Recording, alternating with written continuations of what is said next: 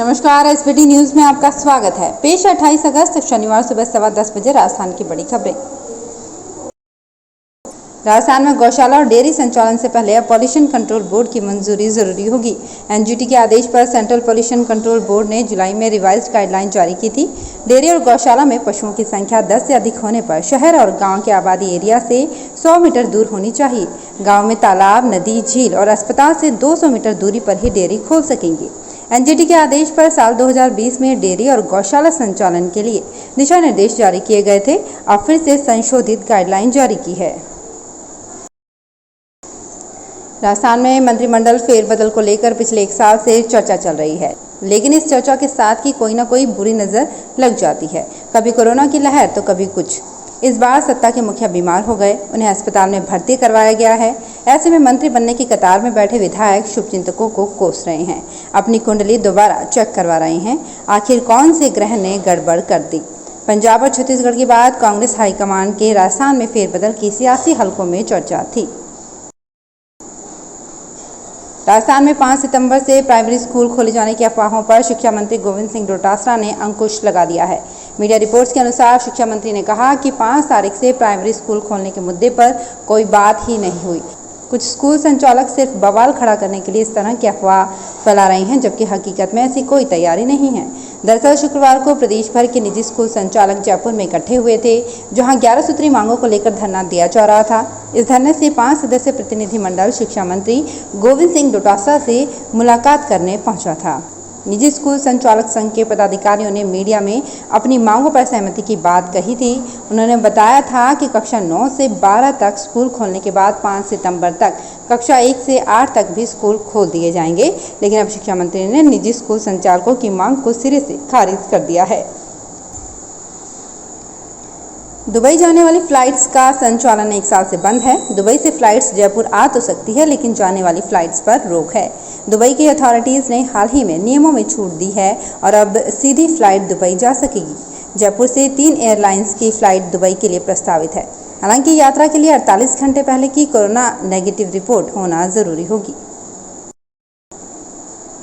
नहर के पानी की चोरी रोकने के लिए अब टीचर्स की ड्यूटी लगा दी गई है। इस संबंध में हनुमानगढ़ के अतिरिक्त कलेक्टर एडीएम ने अजीब आदेश जारी कर दिया है। टीचर्स अब देर रात भी नहर से पानी चोरी करने वालों का काम करेंगे। नहरी पानी की चोरी अपने आप में बड़ी समस्या है। इलाके के कई लोग नहरों में पाइपें लगाकर पानी चोरी करते पकड़े जाते रहे हैं। प्रदेश भर के निजी स्कूल संचालक शुक्रवार को जयपुर में स्टैच्यू सर्कल स्थित मैदान पर एकत्रित हुए। धरना प्रदर्शन करते हुए सरकार के सामने 11 सूत्री मांगे रखी। निजी स्कूल संचालकों के इस आंदोलन में सांसद किरोड़ी लाल मीणा भी मौजूद थे। धरने के बाद शाम को स्कूल शिक्षा परिवार के अध्यक्ष अनिल शर्मा के नेतृत्व में प्रतिनिधिमंडल की शिक्षा मंत्री गोविंद सिंह डोटासरा से मिला।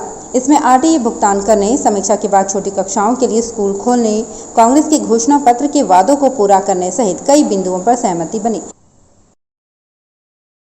राजस्थान हाईकोर्ट के न्यायाधीश विजय बिश्नोई और विनीत कुमार माथुर की खंडपीठ ने हनुमानगढ़ के भादरा में बस स्टैंड की जमीन पर अतिक्रमण चिन्हित करने के आदेश की पालना नहीं करने पर हनुमानगढ़ कलेक्टर नथमल दिदेल व नगर परिषद भादरा के आयुक्त गुरदीप सिंह व्यक्तिगत रूप से पेश हुए। जनहित याचिका में बताया गया कि नए मास्टर प्लान के अनुसार भादरा में बस स्टैंड के लिए भूमि आरक्षित की गई थी, लेकिन उस पर कुछ लोगों ने अतिक्रमण कर लिया है। जल जीवन मिशन की राज्य स्तरीय योजना स्वीकृति समिति की बैठक शुक्रवार को जलदाय विभाग के अतिरिक्त मुख्य सचिव की अध्यक्षता में हुई। बैठक के बाद एसीएस सुधांश पंत ने बताया कि 6 जिलों में सरकारी नल से पानी पहुंचाने के लिए 203.83 करोड़ मंजूर किए गए हैं। इस राशि से 145 पेयजल परियोजनाओं के तहत 173 गाँवों में 38,503 पेयजल कनेक्शन जारी होंगे।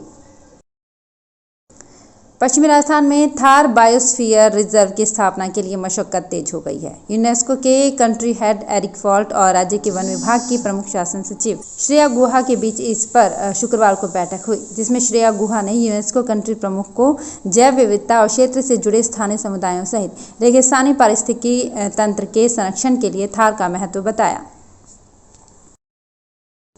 मुख्यमंत्री अशोक गहलोत के अचानक सीने में दर्द और एंजियोप्लास्टी के लिए एसएमएस पहुंचते ही प्रदेश भर में दुआओं का दौर शुरू हो गया। अजमेर की ख्वाजा दरगाह से लेकर नेताओं ने मंदिरों में प्रार्थना भी शुरू कर दी। दूसरी तरफ जिसने भी सुना वो नेता एसएमएस की तरफ दौड़ पड़ा। बानसूर विधायक शकुंतला रावत के तो आंसू ही छलक पड़े। वहीं मुख्य सचेतक महेश जोशी भूमिया जी की शरण में पहुंच गए।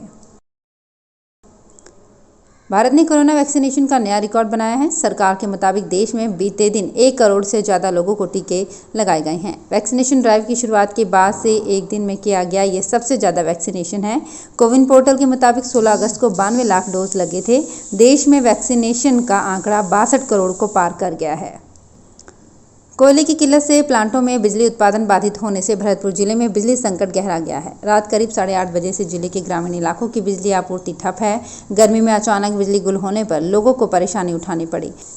वहीं विद्युत अधिकारी भी कब तक सप्लाई शुरू होगी इसके बारे में कुछ भी नहीं बता पा रहे हैं। बिजली निगम के अफसरों के अनुसार कोयले की किल्लत के चलते Kali Sindh thermal power plant पिछले कई दिनों से बंद है। तो फिलहाल इस बुलेटिन में इतना ही। फिर हाजिर होंगे कुछ और बड़ी खबरों के साथ।